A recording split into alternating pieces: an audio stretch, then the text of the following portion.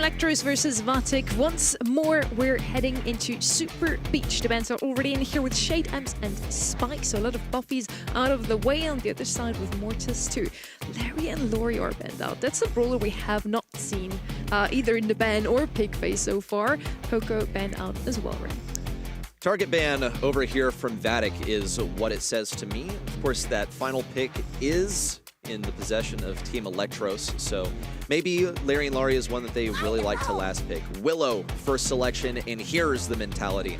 Willow, first pick, is actually really viable on some of these Brawl Ball maps, and if you can get rid of the best other thrower, then that's generally a viable opportunity. Now, Team Elektros, they're very well versed in these kinds of things, getting hit with unexpected drafts all the time in their journeys through countless matcherinos. So I'm sure they have something up their sleeve or a way of responding to it. But Vatic has undoubtedly mapped out how this draft is going to go ahead of time, as they have done throughout all of last year. Larry, a very unique ban, and I think very telling that they wanted that Willow first overall, especially since it slides through. If you're on the left-hand side there, all three of those bans, very warranted. I think Shade is absolutely menacing. We haven't seen him being played a ton. That's because on the maps that he's really good at, he's been banned. Imps and Spike are default choices. I think I have no problem with that whatsoever. Cordelius for defense. I think having anti-tank, anti-aggression, really important on this 2-3 turn, because ultimately you want to set yourself up for success to get something for the 6th pick to either make your team shine, get the goal scorer of choice, or just shut down the enemies. So this gives them plenty of flexibility on the left-hand end. Cordelius, Otis, Shelly were actually the three I was looking out for to see on this map, and all three of those are not banned out. So of course, two of them immediately picked up. Shelly now technically still left open for the other side. Personally, if I face a Willow, I either want to open up the map or I just pick Cordelius to jump over it. Now, on the other side, Vatic is looking into not opening up that map. They still need a mid. Charlie could be one of those. And Pierce also left open, and Pierce is also going to be picked up immediately as probably the best brawler to have on any somewhat long-ranged map at the moment. My concern, however, for the Pierce is that just generally speaking on Brawl Ball, you're dealing with stuff that gets more up in your face, you have more terrain to operate around, so tanks are able to get up in your face. The same goes for Assassins, two things that work very effectively into Pierce. There's also the possibility of spawnables. Any kind of spawner like Charlie is always one that's kind of sitting in the back of our heads as a way to deal with Pierce specifically. Mortis has been banned is an important consideration, and here comes Frank, the final selection for Vatic. So they'll be able to break open walls if they so desire. This is the tank that they wanted. It is facing against two of the strongest anti-tanks in the entire game right now, so a major concern. A Shelly is pretty possible here. You can break the walls that Willow needs. You can also hard counter that Frank. Just one that comes to mind for me. I think traditionally, Charlie, Sonny, you were pointing at the monitor there, that could potentially be into this Pierce. My only issue with that is the Willow scaring me off. I feel like you either have to commit to wall break or Cordelius is just going to be glued to that. So instead, they're going to go for their aggro of choice, which set themselves up because they grabbed Otis and Cordelius earlier. Now, after getting all the information, they can make that 6th pick, and this is what they felt was the most informed decision. They had the answer for Frank even before Frank was picked. With Otis and Cordelius, they should be set up just fine. No wall openings anywhere except from his Livy himself, which again probably wants to not do that, having a Willow at his side. Super excited for this match. Honestly, both drafts pretty good. With which one would you go with, Reddy, if this was your quarterfinal match? I'm leaning a little bit towards Vatic. We'll see if they can prove me right over here. I just like the aggression that Frank is able to generate and the defensive capabilities that Willow has. It's just difficult because you have to get the lanes right. Duan on the right side is aggressing as Livy really hard. Ball makes its way over to the back left, and Bilal is left severely defensive. It's fine. He'll get to reposition towards mid, where he has a much better matchup versus the Otis than Otis does versus him. Looks like the ball is going to be on that right-hand side. I imagine Doan probably dropping a gadget to try and get over there. Now dipping below. Little back and forth here. Going to do our best to kind of piece together what's going on, as this ball is definitely going towards the left-hand end. Memon looks in position. Depending on who grabs this, could be an early bucket for either side. It looks like Elektros knocked one down. Vatic now with their response. It's mind control available for his Livy, who's going to be taking this Cordelius matchup once again. Hypercharge now out from Memon, but he's neutralized by Rafiki. He's ready for a pass, but that ball is just not in sight until now. Now Snowy needs to have a Hypercharge super, otherwise Rafiki's just going to walk it in. There it is, the stun. Duan, however, has possession of the ball. I think it was a definite mistake to not walk that one straight through. I think so too, but at least they have all three members standing up. So as Livy's going to be able to reach for this, Rafiki with plenty of health points, a little bit of a missed pass. Should all be good though. That's the benefit of Frank. He also just relies on HP. It doesn't necessarily have to be some insane mechanics. He just has to walk on a straight line sometimes. Because the other members of Vatic took care of their lanes, he was able to do that. The Wall of Flesh is what we'll call him. He has a whole lot of HP. Can't attack right now, but thankfully Bilal and his Livy are able to do that. He's lacking on the HP too. He'll fall back just for a little bit as Livy has the win condition. That's the hypercharge super. Get Memon out of there. Open up the goal and get game 1 for Vatic. Vatic also have plenty of goal-scoring opportunities, so Cordelius, of course, can get really aggressive, but if Willow has a mind control, instant access. Frank, of course, being a tank, having the most health points right now on this map, just allows him to be a little bit more aggressive. I feel like they played it a little more passively off the start. They were on the back heels. Obviously, Team Elektros knocked in a goal there, but after that, longer this game drags on, you have to shut down Vatic early. Otherwise, they're just going to be able to take advantage of the brawlers at their disposal. This is a good way for TE to do that, though. Nice little assist there. That right there was such a huge heads-up play from Team Elektros. They got Willow to dive, opened up the right side, and found their avenue towards the enemy goal. It's going to be massive damage for Bilal. Should be a pass forward. Memon mind-controlled for now, but finds himself out of the mind control. A pass up to his Livy. Memon tries to get forward and dives once more. Pass over Rafiki would look excellent, but he has to heal up some HP now. Go for 1, 2, 3 smacks on a Snoy. Only drops him down to 96 HP. Probably would have gone differently in the old meta where all these brawlers had a little less HP.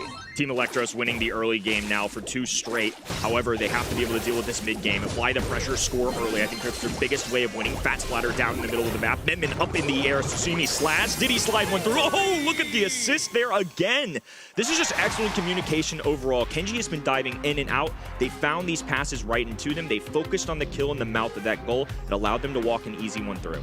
Awesome positioning from Kenji specifically, where he's able to get into the path of the ball to open up the goal thanks to the pressure they apply to Willow. Force her to use that gadget and to dive underwater. Same thing happened actually at Team Elektros' goal line, where he was able to save what was almost certainly going to be a goal. We'll see the early aggression once more, but it's a different rollout. We saw the lane swap last game, and here it is once again. Rafiki does get a stun on a Snoy, so that's all good and well.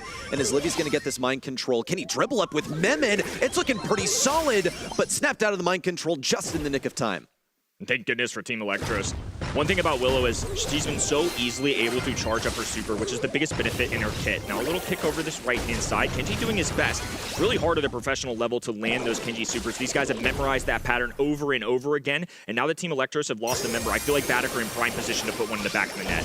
That's a big ball of HP walking forward, sent into the Shadow Realm just in the nick of time thanks to Doan respawning. Memon mind-controlled, passes a ball over, but it's intercepted by Snoy, dead on the goal line. Bilal doing his best, gets the DPS. It's just so much that you can churn out with Pierce. A clean walk through, and the body block from Rafiki is a solid bit of teamwork to get 1 goal so far for Vatic. Plenty of time still left on the clock, but now these walls are starting to come down on the left-hand end, making things a little trickier. A very valuable hypercharge on the right-hand side from Cordelius as well, as Livy underground comes back up, pops up. It's a 1v1 with Snoy. They have to hustle to this ball, though. Memon dashing over and should have enough time to knock one back with a minute on the clock. All tied here. A very intense set to kick off this match.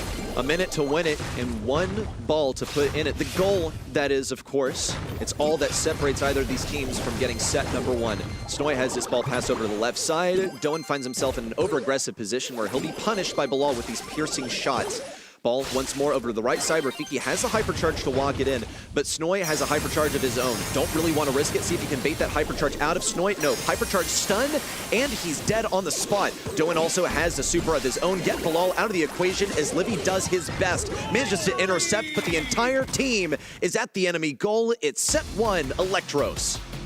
Both these teams really showing out in set 1. Towards the end of that game 3, though, it really just felt like for the duration, it wasn't necessarily these flashy goals. It was truly just winning your lane. I'm really glad that Cordelius was able to shine there because despite all these walls opening up, Pierce could have had that matchup very easily. I love the decision making. Frank goes down, they pop those buttons instantly. All the purple buttons get that extra speed. They know they have to go now. If they release control, Frank's just gonna march all the way down the map and then get themselves in a tough spot. So scoring at the end game there, I think was so pivotal for them. So usually those newer teams need a set or two to wake up, to get used to the situation, but not Team Elektros. Looking super strong in this one. Maybe they needed the first game to wake up. That one was still all Vatic. After that, it was still close. Vatic got a couple of shots into the goal, but ultimately Team Elektros, the rookies, take that one. Game number 3 is where they won the set, but game number 2 is the one that impressed me the most. Just the synergy that they had with Memon on this Kenji. We mentioned it before, getting into position excellently. Doan also being a team player, getting some crucial Shadow Realms activated onto Frank when he was at the goal line, and Snoy pretty reliably was able to cycle out that super when it mattered. You saw it was actually nearly the game-winning play with Rafiki at the enemy goal, but Snoy had his hypercharge ready, and he was able to cycle out his super just in time.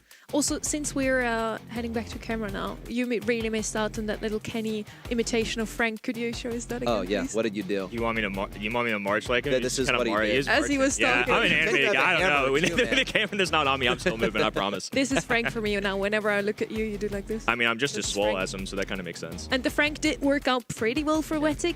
I feel like both drafts were phenomenal, honestly. This was just pure mechanical gameplay. We're heading over to Golden Gulch now. It's all about kills. And if Bilal pops up once more on this Pierce like he did in Brawl Ball, they're going to win the set. It's a much more tailored map for the Pierce influence. Sharpshooters prevail over here, especially along the long diagonal across mid, a wide open space. Pierce, of course, is going to have to hit those shots reliably. When it gets into close quarters, that is when he starts to suffer. And we'll look at some assassin possibilities for anyone wishing to counter the Pierce. It is banned, which is the best way to counter any brawler. Just ban it. With GG not being banned as well, and I see Gene in that Enjoy your ban stage, treat. I'm curious to see if any team finally pulls this brawler out. It's been banned off and on from other regions, but it's not really shined a lot throughout our monthly finals. Byron just feels like the safe pick. Also looking out for long-range brawlers such as somebody like Gus that I really think is a good traditional lane, and also just has the ability to support a brawler as well with that shield. Agree with you there. Once more, those support brawlers are picked up first. Byron, Gus could show up here, and RT left open as the star of the show, really, on any single knockout map we've seen yesterday as well. Let's see what Team Elektros go with here. Tix also left open, the most viable thrower on a map like this one. And yes, RT is going to be picked up here. He's so good on knockout because he's super good at the beginning of each set. He has some long range, and then once he has a super available, maybe even a hypercharge, that end game belongs to him. As the smoke comes in from the side, he can just roam around without his legs in mid. Super tanky, and yeah, Team Elektros is going to do well with him.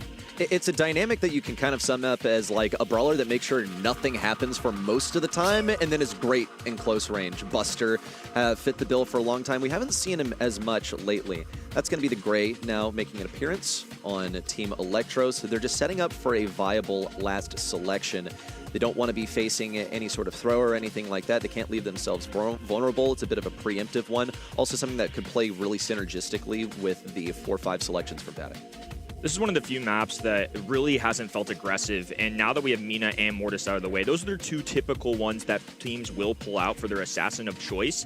So I'm curious if this just straight up is a couple sharpshooters slash maybe something like a lane, Spike going to be a selection for that. One of the most banned, one of the most picks. You all have heard all about Spike, and you all know from playing your ladder games that this guy is everywhere right now. It's just safe to me. I don't blame people for going it. Dodging curveballs hard at all levels, even a professional one.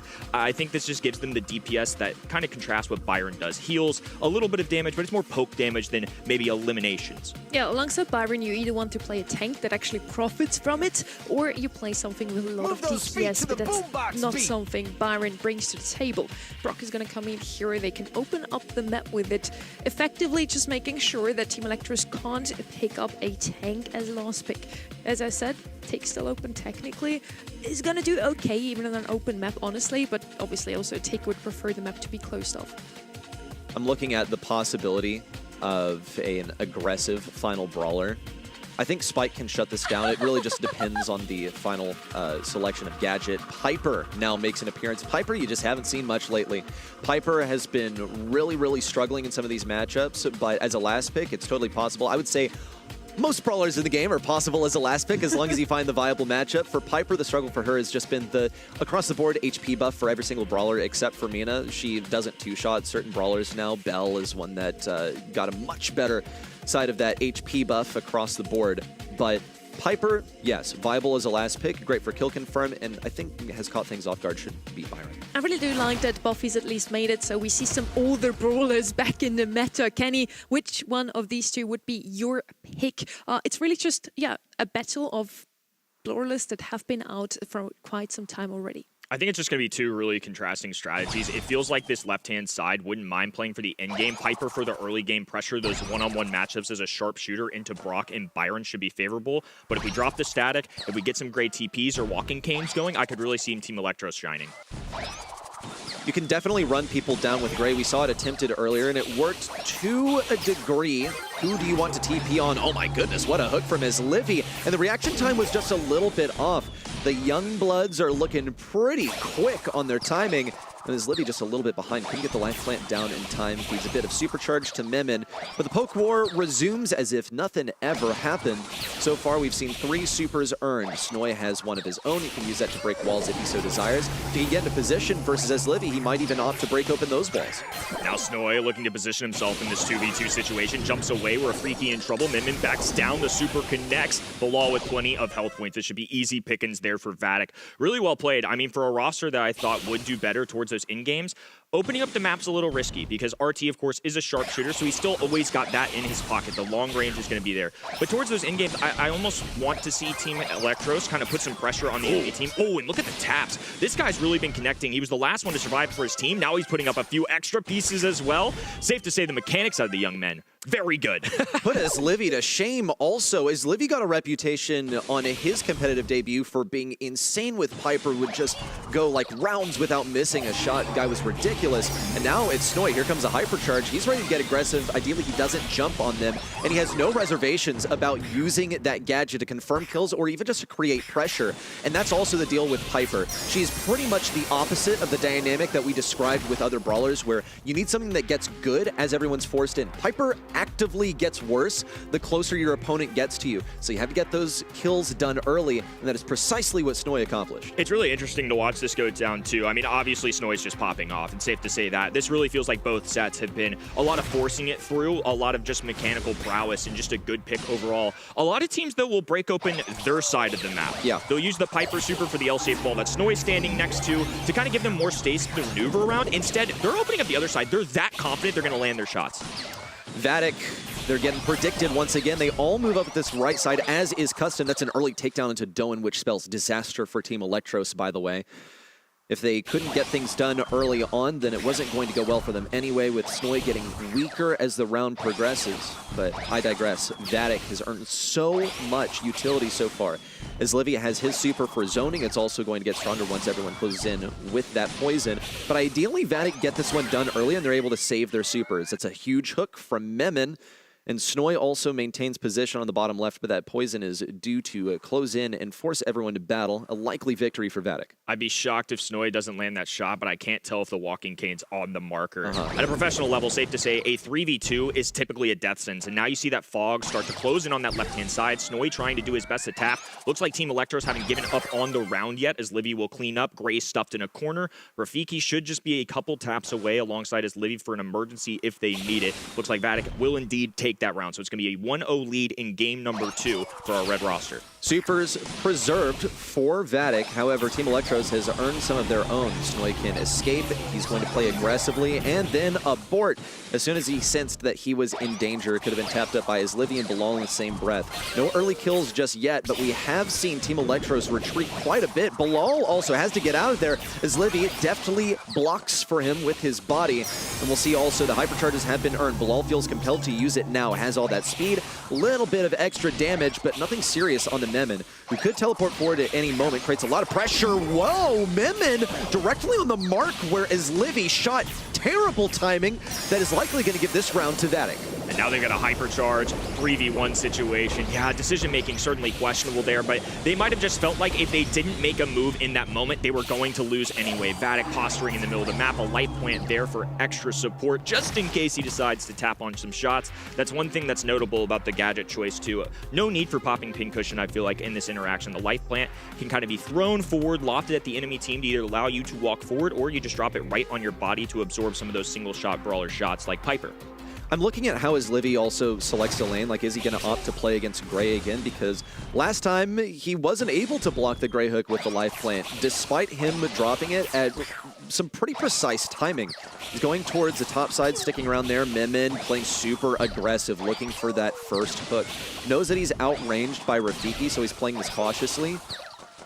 just poking for now. No real action just yet. That's how knockout goes, folks. Vatic are still adapting their lane matchups. They've got Memon pinned in this position, and they sort of throw the position away, decide it's not worth it to keep fighting. Snowy's instincts have been good. Oh, just off the marker from a walking cane as well. Snowy gonna have to backpedal for just a moment as Memon works this right-hand side. Is Livy with the super, though, immediately you can feel his presence. If he drops that, you can be slowed down, several shots incoming. Difficult to dodge curveball as it is, and now when you add a slowing effect from his super, it becomes even more tricky. Light plant on the bottom of the map. Memon is going to be dueling with Bilal. He's confident, one-on-one interaction. Miss walking cane, the instinct's not quite there as Bilal hops away. They need to get a pinch, and they do. 3v2 situation as Rafiki walks it forward. 308 HP. He can't heal himself in this moment. Actually uses the super to go out to Doan on the bottom left-hand side. Whoa. The 1v1 Snowy perseveres. A moment longer. If that poison had not been forcing him into mid, he could have run away. He hit the shot, but what really came back to bite him is that the majority of Byron's damage, in fact, all of it comes over time. He had the killing blow, but was out of position. Early kill onto Memon. Finally, his aggression comes back to bite him. He has been tremendously aggressive off the beginning of every single round, looking for that hook. This is the first time he's been properly dealt with in accordance. Vatic now find themselves in the 3v2. It's fine, they can bring this to round 3. Now they just have to be wise about which abilities they feed over here. They cannot afford to give this hypercharge to RT. That is a ticket to victory for Team Elektros. Yeah, I love that Vatic know they're in the driver's seat. They can be cautious here. You bring up a great point. RT, of course, with all the little projectiles, and it fills up the entire map when the fog's closing in as well. There's just nowhere to walk without taking damage. On top of that, Vatic already have a super with his Livy, a hypercharged super that Bilal's charged up. Rafiki's trying to flank. Snowy's doing his best. That's a takedown. Duin trying to make magic happen. But unfortunately for him, Snowy's going to be left in a terrible position. Just going to concede, go into the fog, and not give them another shot. It's always really interesting to think about how these interactions work. Like, it's a domino effect. A bit of positioning on the top side gets his Livy killed, but it's fine because it drew Duin out of his little hidey hole for Bilal to finish up the kill. That is the complexity of this game, and it gets even deeper now that you have hypercharges and supers all the way across. Now, how close is Doan to his hypercharge is really the main thing on my mind, because, as I said earlier, that is Team Elektros' win condition. Ooh, and Memon with another missed walking cane. Kind of just firing into the grass, hoping to make contact. Because if you get somebody like a Brock, if Brock has Gadget, he can jump away with Rocket Laces, of course. But otherwise, Memon can just pursue that kill. Walking cane plus teleport plus 3 shots is enough to take down squishy brawlers like Brock. Rafiki staying at as far of range as he can, getting a few booster shots onto Doan. That's all he's going to be offering him. That poison is due to close in soon. A failed long pull. Now the hypercharge has come out. Double synchronized hypercharge, but no kills just yet. Bilal with a super that completely misses the mark. Everyone from Team Elektros is pinned against the left side where the poison is rapidly approaching. Rafiki in for a heal that goes absolutely nowhere. Totally misses Doan, who ends up getting a kill. It's just Bilal versus the world. Can't get a kill on Doan. Nothing onto Snowy. That's another set headed to Team Elektros. Considering this has gone to back-to-back Game 3s, Team Elektros are counting their lucky stars that they won both of those. There was a really interesting interaction that I thought might actually cost them towards that end game. Since the changes with buffies and everything, the light plant actually bounces you away if it pops, and it threw Rafik, or I believe it was the RT on that, just straight towards the enemy team. It actually ended up punishing them. I'm curious to see if this shows on the replay, because it did look like Doan got a kill off it. Well, we can revisit some of the earlier moments in the set. This was when Vatic took a pretty swift victory over Team Elektros, but we seriously went the distance over here. This is where Rafiki tried to clutch up super hard. Look at him, the lone survivor, but couldn't get that last bit of damage onto Snowy, and this was something really, really messy. Doan popped forward. We are coming in just after that happened, and pretty much a catastrophe. I really feel like the tools were there in the toolkit for Vatic, but the execution was not at all. Bilal whiffed an entire super, same win for Rafiki. Definitely agree, though, that this was a super close one. It does not reflect in the standings so far. It's 2-0 for Team Elektros, despite them going to match 3 or to game 3 every single time. Snowy clearly popped off. We see that in the stats once more, but also during the games, he was most of the time the last man standing, won his 1v1s consistently, which might be a bit easier as a Piper overall, but he has to tap, and that's exactly what he did. Also, good spot, Kenny, on that spike gadget. That was super funny, that moment. Yeah, I think it was genuinely like an interest of trying to bounce him away or just protect them, but unfortunately, because RT isn't firing like a single projectile, he's just stomping down on the ground, and it just bounced him the other direction. So I think in that highlight, if you go back maybe a couple seconds, it looked like in just all the freeze frame moments there of how quickly it goes down. Little interactions like that, I mean, it can make a difference. I really believe in this Vatic roster, though. Obviously, Team Elektros up 2-0. This is a team in the second split of last year that I was a big fan of. They were only teams they were kind of losing to in that moment were Tribe Gaming and Elevate at the time, the number 1 and 2 seed. So now my goal for them this year, or my ask of them if they want to take that step forward, is can you start getting those wins? And when I was talking with Rafiki, that was the goal. Beat the teams we're supposed to beat, make sure that we're getting to those semifinal stages regularly, and then after that, just make sure that we're being competitive, staying in that kind of brawl shape, if you will. It's difficult for them to do that when they didn't manage to get here through the upper bracket like Team Elektros. It's going to be a bit of a stumble into the beginning of the year for a team that I also personally was very excited to see perform after last year, where it felt like they were robbed of a postseason, then granted it, but now they're deprived of one of the players. We didn't really get to see what this team honestly looked like at LAN. Frank Poco, both left open, could be an option here. We haven't seen it too often because most of the times those two brawlers have been banned out on Ring of Fire. Otherwise, long-ranged options could come in clutch as well. Maybe not a Piper, maybe this time it's going to be a Sphinx or Crow, both of those left open. And since Vatic actually ends up picking up that Poco first pick, I would suggest Elektros picks up the Crow as an anti-healer, maybe even the Frank themselves, just to not enable them to have this deadly combo. A lot of times in North America, at least, the decision-making on Ring of Fire after the ban stage is what mid of choice do you want? And a lot of the times, teams will prioritize Sphinx. I was actually listening to Snoy talk about this, and they like Sphinx as that first overall pick because it's somebody that combos as a good mid-brawler, but also can deal with aggro. They remove that, so the other side is forced to take Poco. I think that's something they're pretty comfortable with. So because Pierce escapes the ban stage, they're going to go for the long-range sharpshooter and that Frank that you talked about. I think this is for a couple of reasons. One, he's just good at the game. Frank's awesome right now. But on top of that, if you pair that with Poco, nasty combination. I believe also in flexibility, like it's possible that they just banned out because they wanted to have the option of Poco, but B is pretty much never worth a ban ever unless you specifically want the thing that it is the most effective counter against, which is Poco. So this looks like a directed draft. In spite of them letting the countdown go all the way down from 35 seconds, I think they really wanted this Poco specifically. So now what do they pair it up with? They will be deprived of the Frank. They're going to pair it with Lu. Now we saw this yesterday, actually, leading with the Poco and then pivoting over to the Lu and Ali. So the mentality here is Ali's going to be kept alive by Poco. Poco definitely has a much longer range than some of the other healers in the game with his super, so that should definitely help. I believe in the aggression of Ali to deal with this Pierce. However, there are still possibilities to go with something else that shuts her down in close range. I'm loving this draft from both sides so far. They're really just following the strategies I'm kind of thinking of as well. Poco, Frank immediately came to mind. Ellie was one of those brawlers we've seen often also last week, and super aggressive. And whenever Mortis is out of the way, Ellie and Mina are actually the only two you can really play. Those two brawlers was what I was still waiting for, and both of them now picked up in the end. Now, question is really, can Elektros do what their brawlers do best against a Lu? He's really the counter that Vatic needed against those two aggro brawlers. With Pierce, they have a long-ranged options, has also a good gadget into the alley. So overall, if they can pop off with that Mina-Frank comp, I think Elektros is going to round things off here. Team Elektros in their opening monthly finals. They've gotten a ton of hype in the offseason.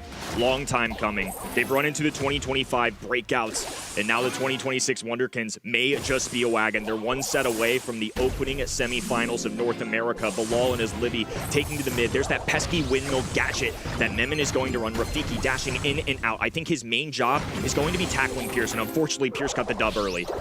As Livy doing his best, really predictive super there from Memon. Kind of a waste, but you can tell that Elektros are really feeling themselves that they're willing to potentially throw away a super like that. Vatic once more close in on the point. Bilal, of course, is trying to get that super so he can keep Rafiki up and running, and as Livy doing his best to get a super off of Snoy. Early lead for Team Elektros, and I think a huge part of their strategy is just going to make sure they rotate in brawlers. So Pierce is going to be that backline guy, while Mina, the aggro brawler, is going to be up in the faces of the enemy, trying to push Poco and Lu away, while Frank, with all of his health points, will kind of be rotating in and out, right? If they really need to throw somebody on that hot zone, that's where he comes in. Obviously, that's why they bring in a brawler like Lu. Lu, the freeze, super that covers it up, the cold-blooded brawler will deal with Frank quite well. Of course, we're just drawing inferences on how this is all going to play out. The ideas are there clearly. Just looking at the draft, you know what Lou is capable of here. You know what he is meant to do. The struggle is that he's not really able to effectively peek around walls, so that right lane for him along those obstacles, not really an option. Memin is able to play it way more effectively in the poke game. Versus Doan, also, he's outranged pretty heavily, out DPS'd also. It's really just about area control for Lou specifically. Rafiki is also going to find quite a few struggles dealing with Snoy just by means of HP, and Snoy is basically the personal bodyguard of Doan, but he is going to be in a more forward position since he has to stay on that zone. Bear with us, folks. We're going to do our best to break this one down, but of course, the players are not going to be succumbing to what we're watching here. This is specifically a spectating error, so the players are still all well and good. The competition is going to be as fair as possible, and we'll jump right back in when we can.